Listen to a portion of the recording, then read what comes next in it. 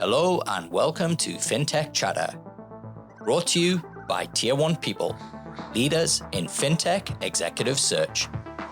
I'm your host, Dexter Cousins. It's episode 101 of Fintech Chatter. And in today's show, I'm looking back and sharing some of my favorite moments and guests from the first 100 episodes. It's been an absolute blast producing the show, and I never thought we'd make it past episode 1, never mind 101. First up, I have to thank you for listening to the show. It really blows me away when people share feedback, subscribe, and give 5-star reviews. Lots of experts offer advice on how I should monetize the show, but it will always be free from paid sponsors and will always be about featuring great guests to a great audience. Our loyal listeners don't deserve ads. And with that in mind, I'll be mixing things up in 2022 with video interviews and special live shows. But before I share my favorite moments with you, I just want to say thanks to every guest for making the show what it is. I'm sure none of you tune in every week to listen to my dulcet tones. And a special thanks to Fintech Australia, who partnered with us on the show for 50 episodes. Okay, let's start off the show with where it all began, episode 1 with Anthony Nantes of Wisr. I recorded this podcast at the Wisr offices on Halloween. Anthony greeted me in a Darth Vader costume, and I recorded the podcast on my smartphone. The sound quality on this is pretty embarrassing, and at 16 minutes long, I thought it was a bit of a disaster. But we got 500 downloads in the first week, which for a niche podcast puts it in the top 20% of all podcasts. You'll notice that the show is called Fintech Game Changers. What an embarrassment, me with the fintech buzzwords once again. And a quick shout out to Dave Cunningham, who really pushed me for 12 months to do the podcast. Welcome to Fintech Game Changers, brought to you by Tier 1 people, the Fintech Headhunters. I'm your host, Dexter Cousins, and in this episode, I'll be speaking to Anthony Nantes, CEO of Wisr, the world's first neo-lender. We'll be talking about neo-lending, partnering with a Big 4 bank, and how to build a high-performing team at scale. For those who don't know Wisr, would you like to tell us a little bit more about who you are and what you do? Yeah, so we're an ASX listed company, and we talk about being Australia's first neo-lender, and that's because we sort of created this category, right? So if you Google what is a neo-lender, Google will tell the answer is Wisr, because we've sort of started to build something which we think is pretty new, and it's really about completely reinventing what a consumer lending company can be. And that's really about genuinely building a purpose-led company that has a focus around customers' financial wellness. So unlike kind of the more traditional lenders and a lot of the incumbents whose entire businesses are geared around trying to get someone to borrow money from them, and once they've won that transaction, that's all they really care about, winning that transaction. Someone's borrowed $30,000 to go and renovate their home. And that's kind of the end of the road, right? And then they say, pay us back $1,000 a month, and that's it. And good luck, really, right? What we've done is build a model and say, hey, we're going to go on that journey with you. So yes, we want to win you on that transaction, but after we do, we're going to not charge you monthly fees. We're not going to charge you any early repayment fees. In fact, we're going to provide tools, apps, products, and services to actually help you pay that loan down faster. Now, that's a very challenging model because, we will potentially make less margin than the traditional players by helping our customers pay their loans off quicker. But we think by doing that, we're actually going to build a much, much bigger business. We talk a lot about doing things where we think we can be the best in Australia or even the best in the world. And so something like, for example, capital management and treasury and capital market management isn't realistically something we can be the best at, right? I mean, look at the banks, their capital position, they're government backed, they've got deposits, like that. They are the best in Australia at that. But what we can do at the very front end with customer around taking care of customers' data, around their financial wellness, around providing them an amazing and beautiful experience, and actually having consumers completely rethink what borrowing money can be like. If a consumer has experience with Wisr around here's a lender that lent me money, but then actually helped me pay it back. Right? That's a very different experience to what they're currently getting. So we think we can be the very best in Australia or the world at that. And then you start thinking, well, what if you put those two things together, right? If you had a partner like NAB, who's the best in Australia at capital, and you then a partner like Wisr, who's the best in Australia at that customer outcome piece, that's a really powerful combination. Particular talk was really looking at building purpose-led companies and talking about why it's so important to us to be building a purpose-led company. And there's a whole range of things that come with that. From a very kind of commercial point of view, purpose-led companies significantly outperform other companies, and the total shareholder returns are 2 to 3x on low purpose-driven companies. But actually what we see is a much bigger engagement right across all stakeholders. So not only do your shareholders get better returns by having a clear purpose, but a lot of that's driven by the fact that your staff have a really clear sense of purpose, and they really can be strong advocates for the company and have fulfilling and meaning in their work because they can see what the company's trying to do. It also allows your customers to become real champions for you because they also can connect to that purpose and what you're delivering for them. And so we think it's a really important part of what we're building. And globally, we're seeing a move around companies becoming more purpose-led or starting as purpose-led companies. Larry Fink had a famous essay that he put out in the last year or so talking about why he invests into purpose-led companies, and he's probably the second most influential investor in the world behind Warren Buffett. And so at Intersect, what I was talking about was saying in the fintech space, we're supposed to be creating the future and really building the companies of the future, but there seems to be a kind of deafening silence from the fintech community around purpose. Yeah.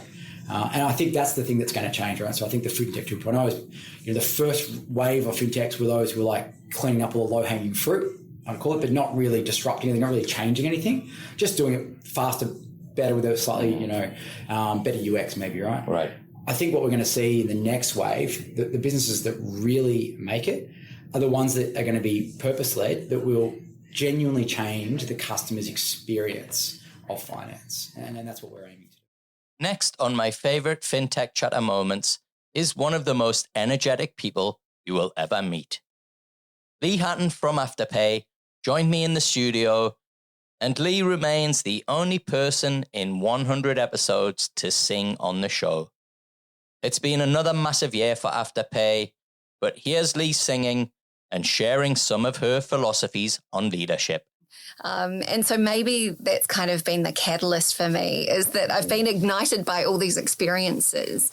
And so then when I get to play in a place like Afterpay and make a difference, the learning is actually like that's the hustle and the hard part. And it's actually the drive, right? Because you just think, oh, shit, I've got to nail this. It's got to be the ambition. And so... Yeah, is that I think a Kiwi thing? Yeah, I think so. Yeah. Maybe it's the grassroots. Yeah. Like maybe it's back to the farm. But I think having that ambition for our customers in particular, for what we can achieve. I mean, our vision is fairness and financial freedom for all, right? And you cannot get out of bed in the morning and not be excited by that. Like that ability to touch every single, we're a global company, the potential to touch everybody in a way that makes a difference to their everyday is phenomenal. Well, so you're talking to a family that's now credit card free because thanks to Afterpay and Zip. Hey, look at that. Yeah, look, it's phenomenal, right? Oh, wow. Yeah. Absolutely amazing. Yeah. And so let's talk about the Afterpay culture. What's been the biggest difference for you other than the kind of speed and velocity of coming into it from I say a big four bank, but you were UBank, which is kind of a separate entity of NAB. Yeah, I think, UBank's phenomenal, right? Like that was we should point out actually the first digital only bank in Australia. Absolutely. Yeah, it was an absolute powerhouse. And our ability to really flip that whole digital model on its head and hold it true. I mean, the team that I worked with in UBank, they were obsessive about getting it right for the customer.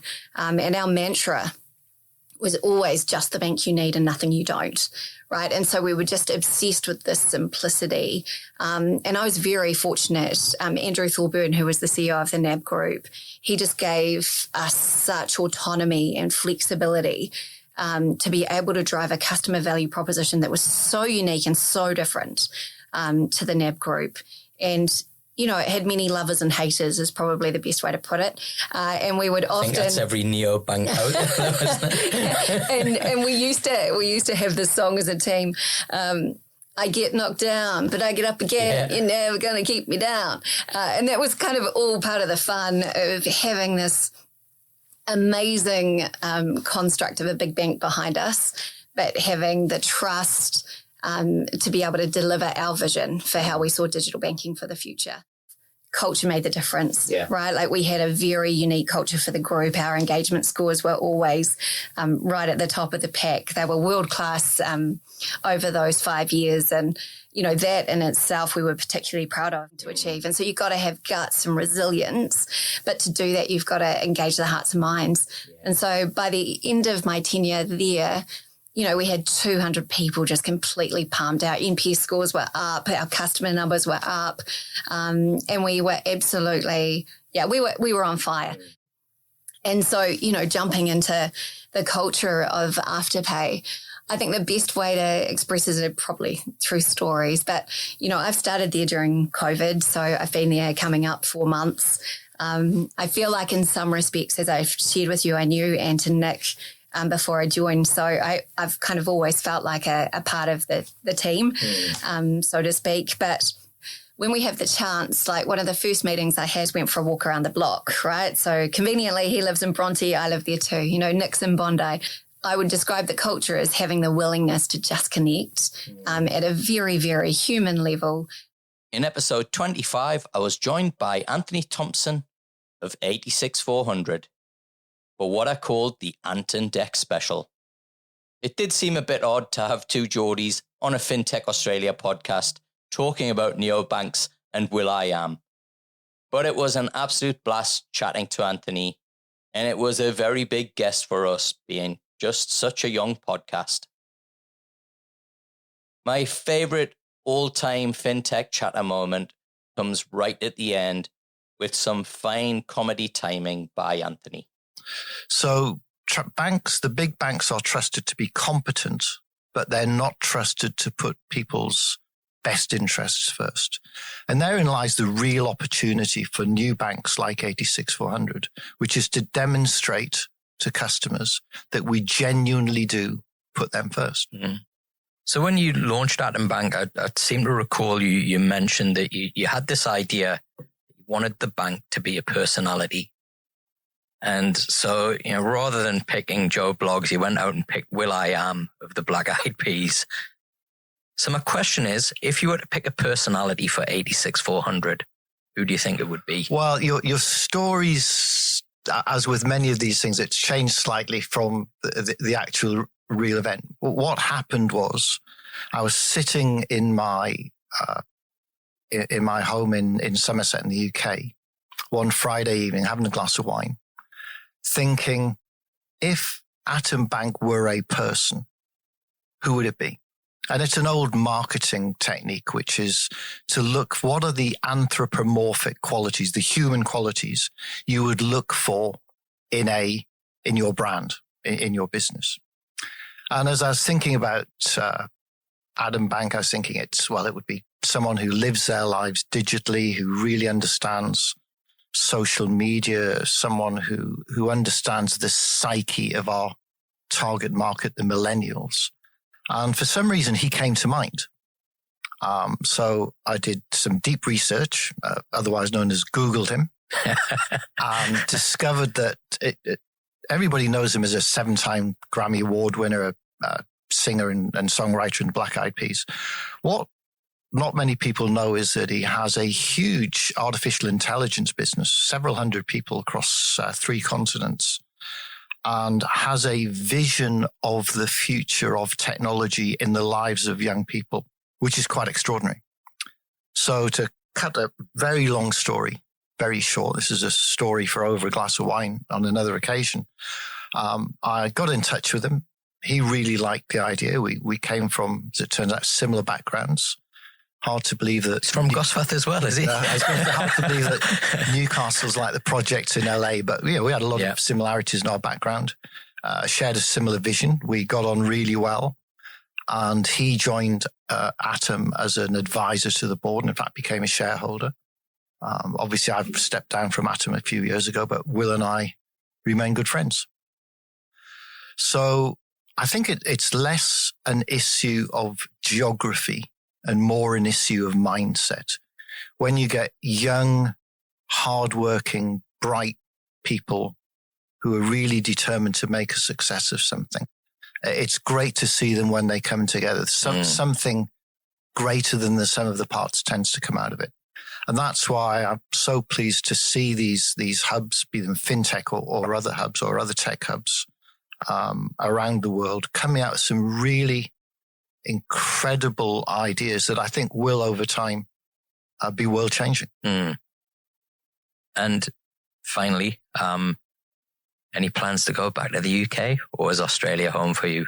Well, I think that's a question of whether the Australian government would keep me. Certainly my wife and I love living here, but there's lots of exciting places on the planet. There is. And where can people go if they want to find out more about 86400? Go to www.86400.com.au, or we're very active on social media, or get in touch with me. Just to confirm, everybody, that's 864000. Not quite. 86400. We'll keep this bit in. Yeah, which is the number of seconds in a day, which is what the bank is named after. In episode 73, I was joined by Dom Holland from Fast. What a guy. This was one of the most inspiring interviews I've ever done. A guy from Brizzy sees a problem, builds a prototype, and gets paying customers in just 10 days. Then raises capital to launch a business in Silicon Valley, getting Stripe on board as investors. Here's Dom sharing the backstory to Fast. In terms of the whole idea for Fast, how did it come about? Yeah, so I'm married with two little kids. My 3-year-old, so I've got a 3-year-old boy and a 5-year-old girl, and my 3-year-old son, Coda, he when he was 1, he was in hospital for 3 weeks, and so of course, my wife and I are taking turns, spending 24 hours a day at the hospital, and one of us at home looking after our daughter and the other one up at the hospital. And we had my wife's grandmother down from Townsville. We were living in Brisbane at the time, down from Townsville, and she was just staying with us and helping us out. One night I was sitting at the kitchen table next to my wife's grandmother, and she was ordering groceries for us online, and she just forgot a password and just couldn't order groceries. And it was just unbelievable to see, this little old lady sitting at the kitchen table, purse out perfectly innocently, perfectly able to, pay for some food online, and just, being rejected by one of Australia's largest companies because of some arbitrary string of text that, frankly, just had nothing to do with the transaction. Frustrating time in our life. I just remember it, so vividly cutting through to me, just thinking this is just bizarre that the world, still works like this. So that there's, some arbitrary string of text that's a blocker to commerce, and it's just too hard for normal people to buy. Check out online. I spent 48 hours. I built a prototype of a passwordless authentication system that did one-click login. So the idea was, first time you use it, we'll send you a link. You click on the link and it'll log you in because we know who you are. If you can click the link, then we know that that's your email address. And then every site that you want to log into after that, just one-click login because we know who you are.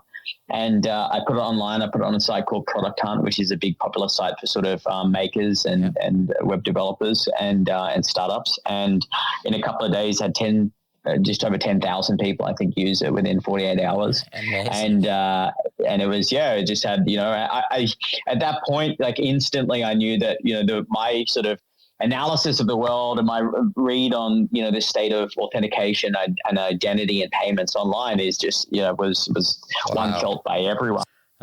What prompted you to leave sunny Queensland and go to San Francisco? Yeah, so I definitely I'm sitting here in Soma in San Francisco, and the reality is, I started the company in March 2019, and incorporated the company in March 2019, launched and incorporated on March 14, 2019 as Fast, and launched Fastlog into the world. And I incorporated it as an American business from day one. Always figured that I would base the company in the US. I launched and incorporated using Stripe Atlas, which is a product by Stripe to help international people register US companies, US Delaware C Corps.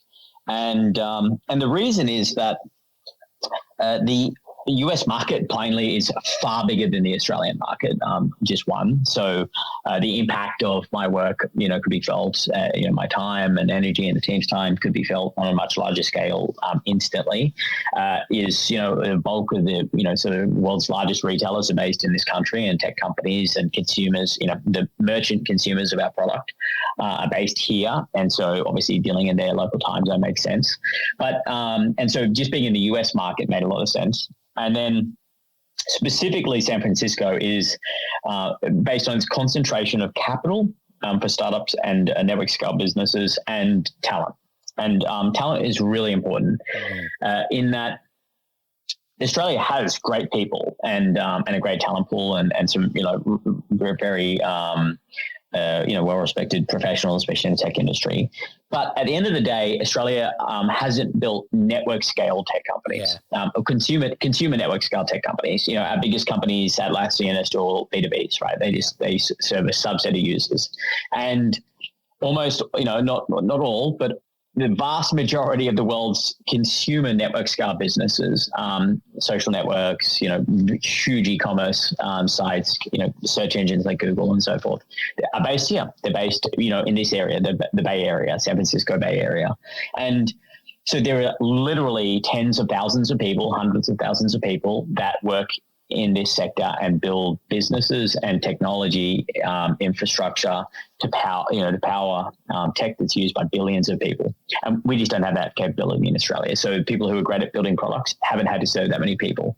And it was a great decision. We honestly have scaled the business and scaled the team with people who've come from Uber, Google, Facebook, like the world's biggest tech companies who've solved challenges of scale and have built products to solve, to serve hundreds of millions and billions of people, and can also build, a business to support them as well. In episode 18, I was joined by Bianca Bates from Cuscal. Great guest and a great story. I was a little unsure featuring Cuscal, mainly because I thought of them as a credit union. But it turns out they're behind world-leading innovations and payments and digital banking. Bianca was such an impressive guest who saved me hours in the editing room. What you heard in the interview was done in one take. This podcast is still in our top 10 of all-time downloads too. It's true. We are heavily involved in innovation. And before I go to MPP, which is one of our more recent examples, I thought it might be helpful to share with you some of our earlier innovations. And I think having our heritage in the mutual sector, it would be no surprise to anyone to realise that the mutual sector, being small in Australia, has always looked to compete.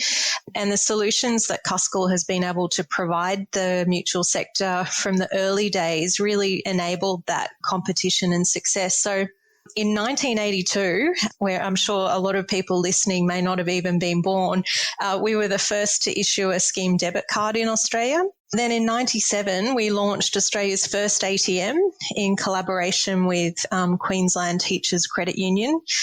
Interestingly, Cuscal sold our Ready ATM fleet last year, but we were proudly good timing, offering the first. Good timing, yeah. Then in 2018, sort of in the next wave of innovation, as you mentioned, we enabled 50% of the financial institutions that went live on day one with MPP. In that same year, we also launched the 3 global digital wallets, Apple, Google, and Samsung, for a whole host of our clients. So over 30 clients went live day one with those 3 wallets, which we were really proud with. And then the following year, we were also able to launch the first digitally issued card for one of our clients in Western Australia. So we do have a really proud history of firsts, and we intend to remain doing that. Sorry. I was going to mention as well, it's worth noting that you're the kind of main investors in 86400, the digital bank. So there's kind of more than a history there of innovation. That journey started for us many years ago. We spent a number of years researching digital consumer banking because we saw this was really the future of banking, not just from a customer experience perspective, but also from an operating model. And we saw the ability for Cuscal's end-to-end payment expertise, as well as our experience that we've learned through working with our banking clients, as a real opportunity for us. The business case was approved in August 2017, so and prior to that, there was a lot of work going on. And over the course of the following years, we set up an independent organisation which has its own leadership team, its own premises, its own board, and they've worked actively to set up the organisation. We made that really conscious choice to have the organisation have its own independence and autonomy, so that they were able to have the right focus in achieving the vision that we had originally set out. As you know, last year in September, 86400 was launched, and we're so proud of the innovative mobile-only banking experience that is now being offered to Australians through that bank. Yeah, and we're big fans of the work that Rob and Travis and the team are putting out there. Yeah. It just seems, particularly in this last 6 months, the pace and quality of products that they're getting out there is just, it's fantastic, and great to see, that Australia again on a world stage seems to be punching well above our weight in all areas of innovation in fintech. Absolutely. And I think one of the things that we're working on now, so it hasn't got that much publicity, is the fact that as the founding shareholder in 86400, and as you know, we have started our capital raising and we have sold down some of our shares. But as the founding shareholder, we have a license agreement with 86400 that effectively enables Cuscal to be the sole distribution partner of all of the digital capabilities that have been built through 86400. And that was one of the early propositions. In episode 72, I was joined by Lizzie Chapman from Zest Money. One of the main motivations in starting the podcast was to give my network access to the conversations I have with brilliant people every day. I was originally introduced to Lizzie 3 years ago, and she immediately blew me away. Imagine building Zip or Afterpay, but in India. Lizzie is a remarkable person, and I loved hearing about the fintech scene in India. Yeah, so I guess the simplest way to describe Zest Money for your audience is we're a Zip or an Afterpay for the India market. But it's a shame to have to compare us to one of those companies because obviously the India market is very different. What we are doing is trying to solve a problem of access to credit as well, right? Not just the form factor. So I'll just give you a little statistic, which hopefully will help you understand why we packed up our bags and moved our lives here to do this. Today in India, there are about 500 million people shopping online. There are about 100 million people using Google Pay, for example, which is the biggest digital payments app, okay? But at the same time, there are about 25 million people who have access to a credit card, right? So India is just the most fascinating market because it's one where people are adapting to digital technology faster than anywhere else in the world, but banks and traditional financial institutions just can't keep up. And so we have this huge underpenetration challenge for a bunch of products, from insurance to wealth management. But the problem we're trying to solve is one of consumer credit. And we felt that the best way to do that was to create products that partner with retailers, manufacturers, and the entire digital ecosystem. And we deliver credit at the point of sale, or what we call contextual credit. Now, of course, the buzzword is buy now, pay later. Now, we've been doing this for about 4.5 years in India, but we have a backstory. And me and my co-founder... Well, you don't sound Indian, so... I know. Well, you know, a lot of people think I'm Australian, so that's even more appropriate. Really? For this conversation. Yeah, I don't know why. And so basically, me and my co-founders met in London about 10 years ago. We were working for one of the biggest fintech companies in Europe at the time, a company called Wonga. And I know it well. Yeah, everyone knows Newcastle United. Yeah. Oh yeah. Well, that's one of the good reasons to know Wonga, but everyone in fintech probably knows of Wonga. But we met there, the three of us, and the three of us had a passion for India, obviously. And we felt that we could use the technology that was being developed by companies like Wonga to solve a much bigger and more important problem in countries like India. And that was a dream we had 10 years ago. And we're just really, pleased that we've managed to make it a reality.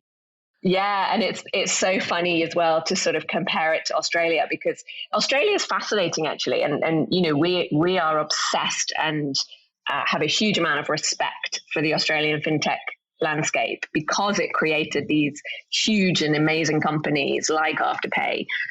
In our space, it's even more incredible when you look at the data, right? So we think that today, amongst the 1.4 billion people that live in this country, let's just say that again, 1.4 billion people. We believe... We got 25.5 million people. Exactly, right? You see the opportunity already. But even... do you know, Afterpay has a market cap now of close to $50 billion. Oh my God. I can't keep up. Right? I can't keep up. It is insane, right? Well, there you go, right? And I think, that's actually kind of the point, right? So what we're saying is we don't even need to have 25% of the population using our product. I think BNPL is used by something like 25% of Australian shoppers. We don't even need to make that type of ambition. We're saying that, look, there's 550 million people shopping online today, 550. They are, using digital services confidently. They're booking things. They're using Tinder. Tinder's, by the way, a huge business in India. They're doing all sorts of things digitally and online and on their mobile phones. And even if just a tiny percentage of those people switch to a BNPL product as their preferred payment mechanism, you can build a huge business. So we've touched about 8 million customers today in this market, which is really just, the tip of the iceberg. We believe that there are about 200 million. Our listeners and Aussie founders are just about to burst into tears now. I know, right? You just have to rip up the rule book, different numbers, add a few zeros when you're looking. Yeah. Keeping with the international theme, in episode 59, Joe Maguire of My joined me to talk about building a neobank in Malaysia. This is a special show to me as I usually get to catch up with Joe at Intersect on Money 2020. But given the world has been in lockdown the last 2 years, we decided to record a podcast instead. Here's Joe talking about some of the reasons why he chose to launch a fintech in Malaysia and not Melbourne. Yeah, it's interesting interviewing an Australian not based in Australia about a fintech. But to the audience, hey everyone, my name's Joe Maguire. I'm the co-founder and CEO of Malaysian-based fintech My. We are in the ASEAN region, the Association of Southeast Asian Nations, and we're looking to build a digital bank in the region. Hopefully the first digital bank in Malaysia and the world's first digital bank that's Sharia compliant. Wow. So, mate, how did an Aussie get involved in building Malaysia's first digital bank? Well, we're a long way from launching a digital bank here. The central bank's yet to release their digital banking framework. where we can apply. But most of my career has been in financial services. My last role in banking was the state manager for Victoria and Tassie for the Commonwealth Bank's transaction banking division. Geez, that's a mouthful. I jumped out of there. And, you know, to be honest, that was one of the best roles I've ever had. I was only 29, leading a big team in the region.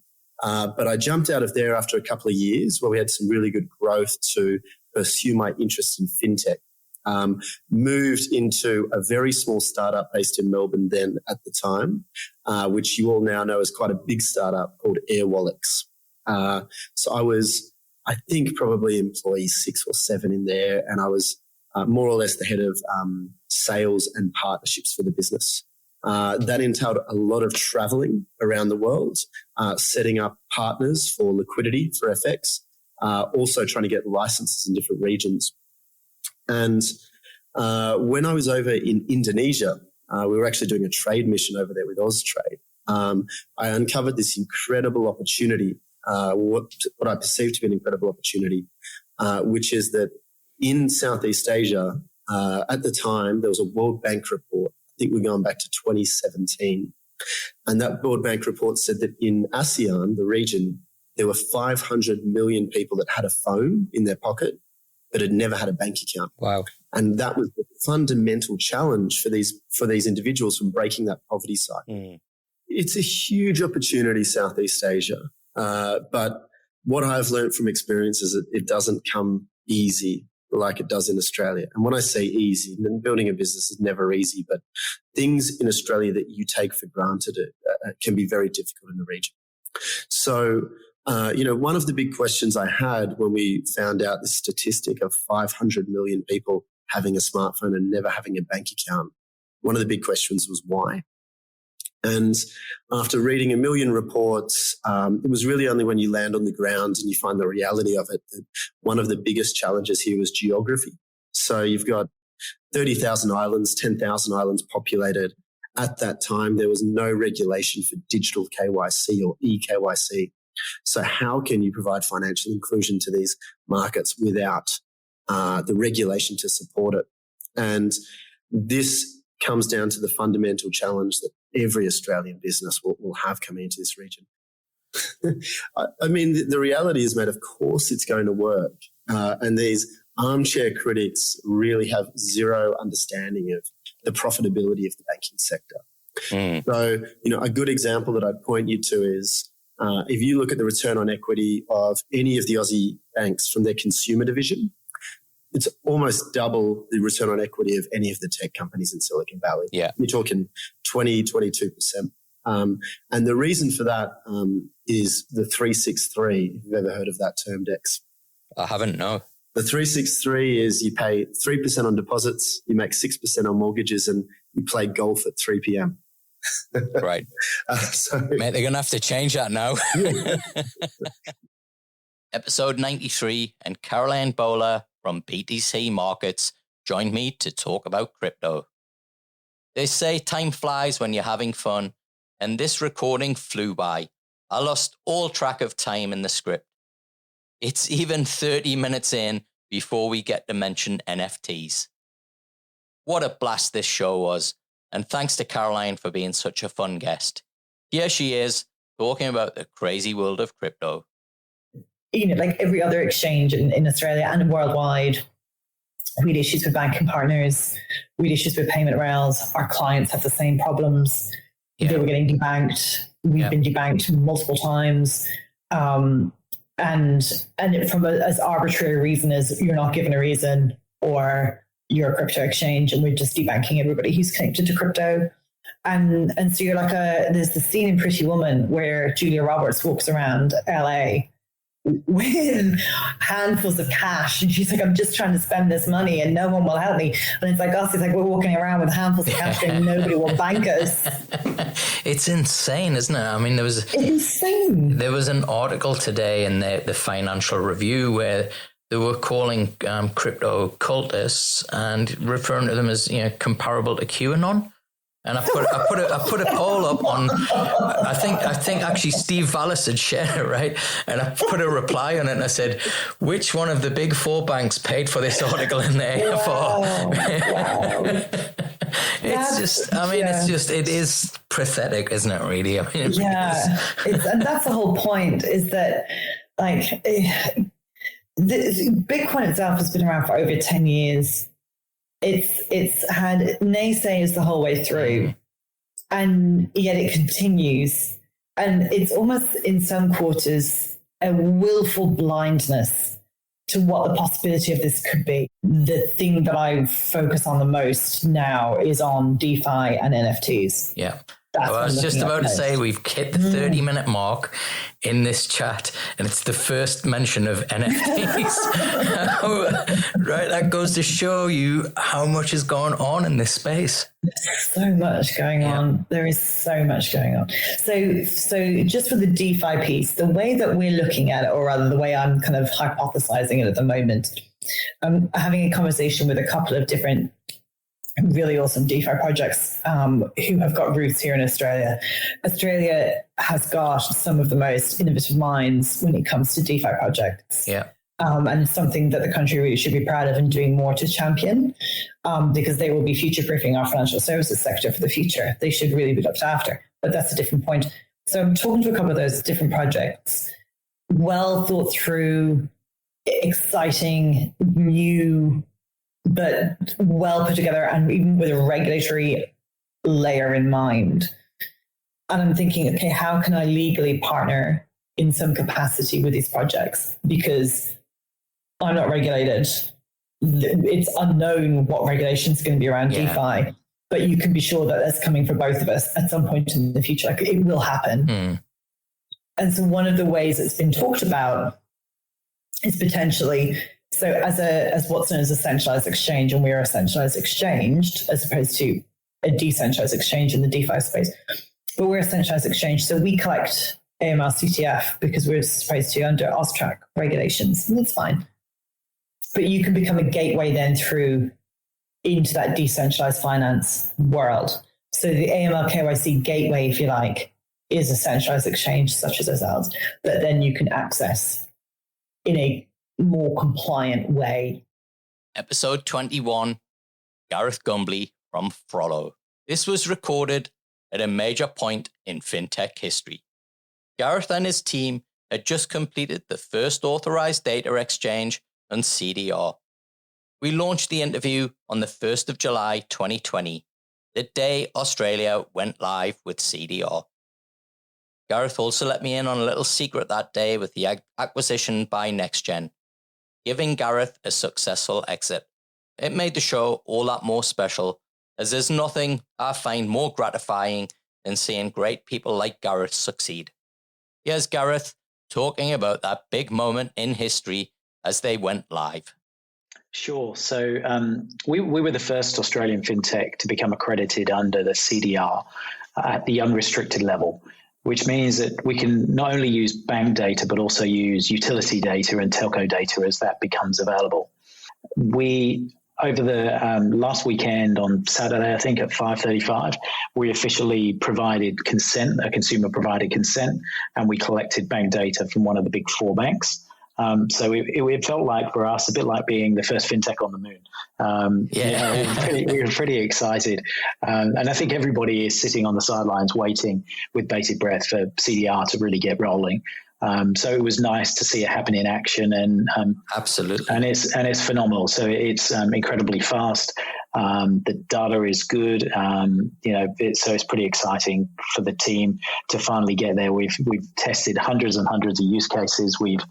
It's a bit like that Reid Hoffman saying, where you throw an airplane off a cliff and then you build it on the way down. It's really been like that with CDR as we've really worked with the banks and with the ACCC and Data 61 to build the standards, to apply to the rules. And we all had our own interpretations along the way. And we had to work together to navigate that. But I think there's been a tremendous amount of effort that's gone into it to get us to where we are now. It's an exciting time. Yeah, and I guess that kind of analogy of building the plane as you're flying it, the risks if you get it wrong they're certainly within a fintech perspective, highly regulated environment. It must be very difficult to be able to go with an approach of experimentation whilst you've got all of those boundaries with which you've got to work in. Yeah, I think it really is. But I think there's a tremendous amount of focus on making sure that what we are setting out to achieve is really protecting consumer data. So the consent process, the ability to remove your consent, initiate your consent, have it for a period of time, that is pretty critical in the process to make sure that we get that right. A lot of time and energy goes into that. The screens that we use in the app, the language we use, took as many iterations to get that right with the ACCC, to get consent right. And then the second is then, sucking in the data and then having it inside our environment in a safe environment to be able to interpret that and provide insights back to consumers. So there are sort of 3 steps to this. It's kind of give consent, receive the data, and then the third is now what we're going to do with it. And that's, that's been the most exciting and biggest investment for us, I think, post just getting accredited.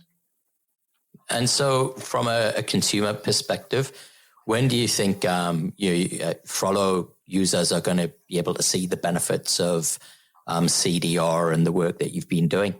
In 2 days. So we start. Wow. So in 2 days we start to open up. So we've got, I don't know, hundreds or 1,000 or so, that are pushed to the top of a wait list that we created. Yeah. So they'll be the first in the country to do that. I hope I'm on there. I think you are on that. Yeah, for sure. Maybe I'll bump you up a little bit from this, but that's really the process. So we'll start to roll that out gradually. We've got banks online now. Our employees are testing, so we're all using it and starting to see the benefits of it, and then we'll start to bring the consumers in on the 1st of July. And staying on the open banking theme, in episode 7, I was joined by Marie Stenthaler of TrueLayer. This show is educational, if nothing else. I mean, where else would you learn that Hunty is German for doggo? Marie and her dog Hunty joined me from Hong Kong to talk about open banking, CDR, and how TrueLayer is the Lego of fintech. Good. And what's your dog's name? His name is Hunty. Oh, that's a cool name. It's German for doggo, which I'm sure some of doggo. Yeah. So an Aussie version of dog. Exactly. Wow. But in German. Amazing. So, anyway, we digress, Marie.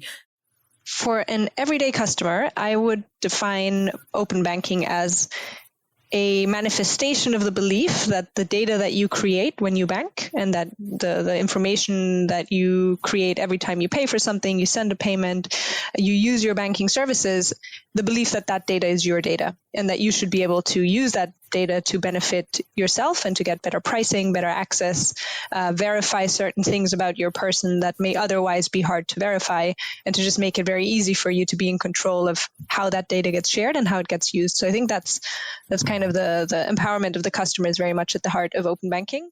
Beyond that, it's at an industry level about, I think, making the collaboration between financial institutions, fintechs, more open and more focused around the customer. That's at the heart of it.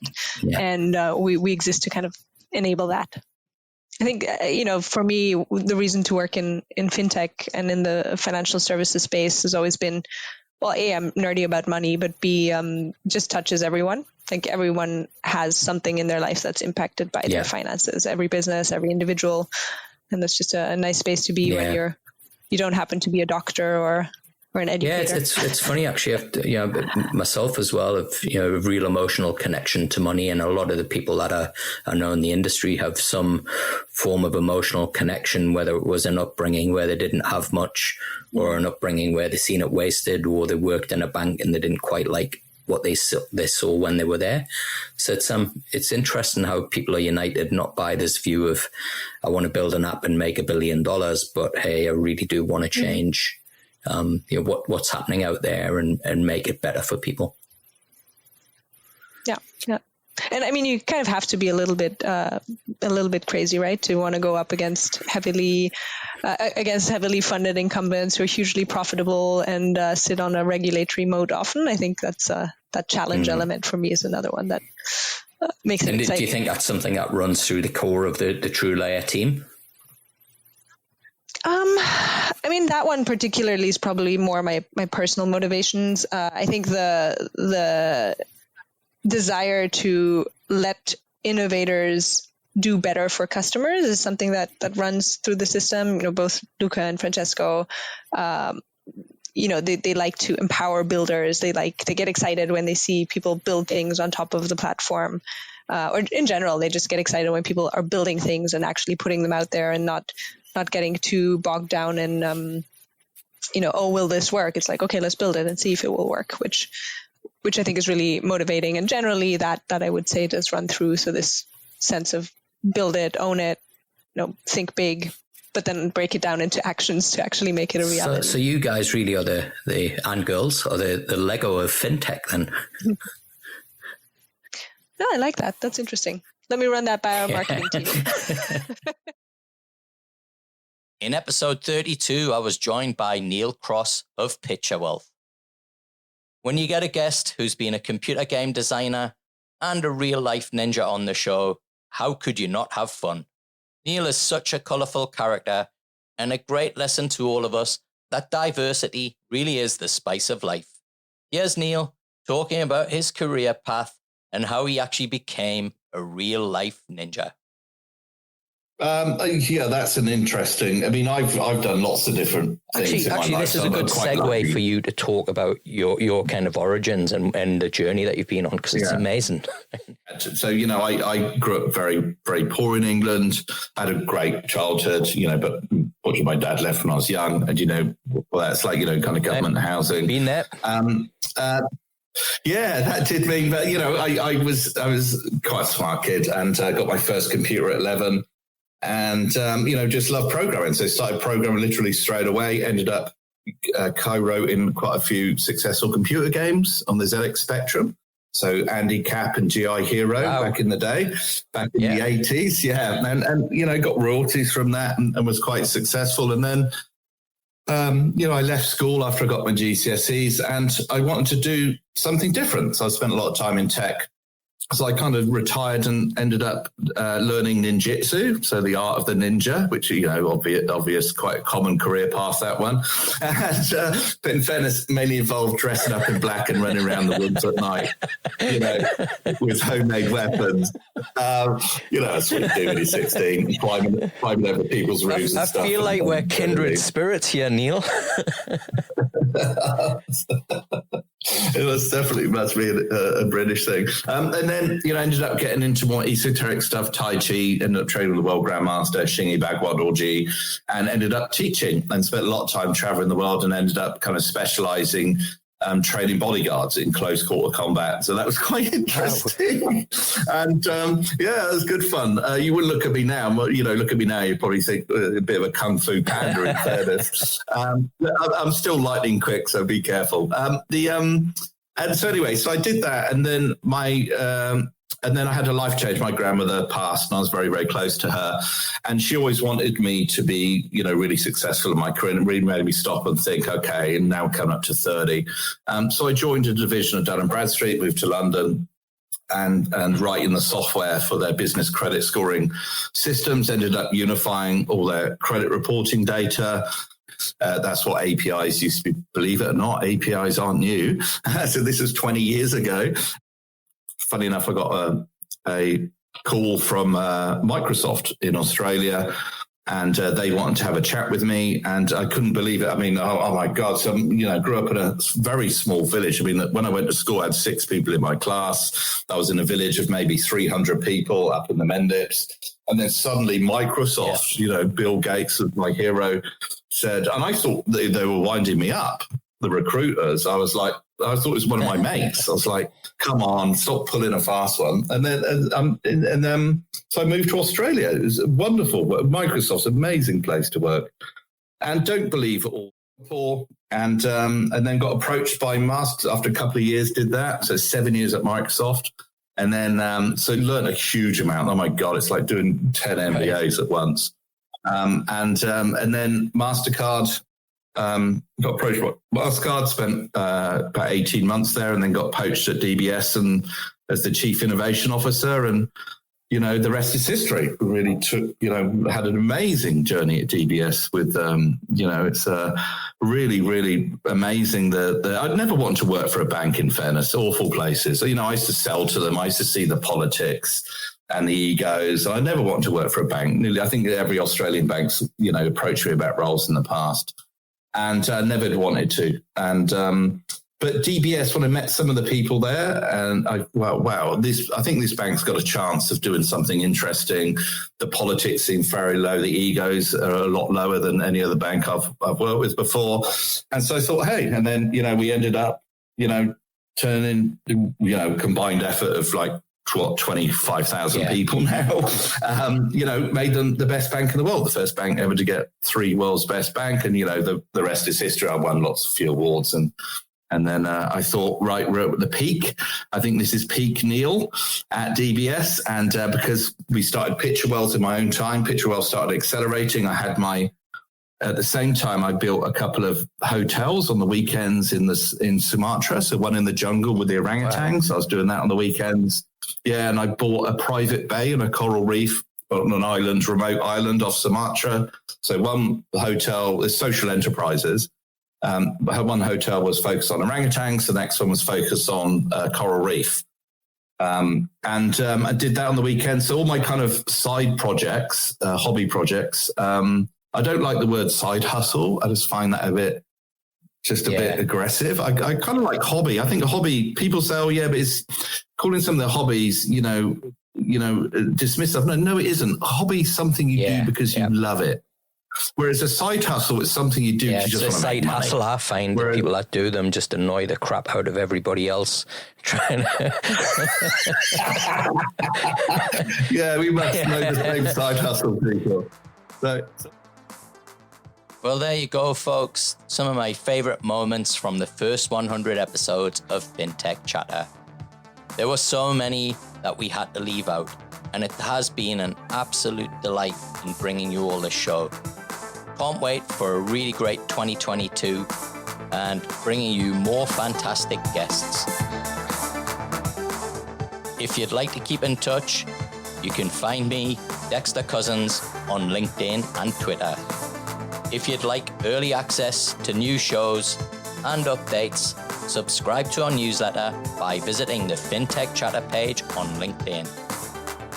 Thanks for listening, and if you enjoyed today's show, please consider leaving us a review. It really does help me bring more great guests and help more fintech fans like you discover the show. Fintech Chatter is presented by Tier 1 People. We're leaders in fintech executive search, and we can help you launch, scale, and innovate by delivering world-class talent. You can find out more at tier1people.com. And until the next episode, stay safe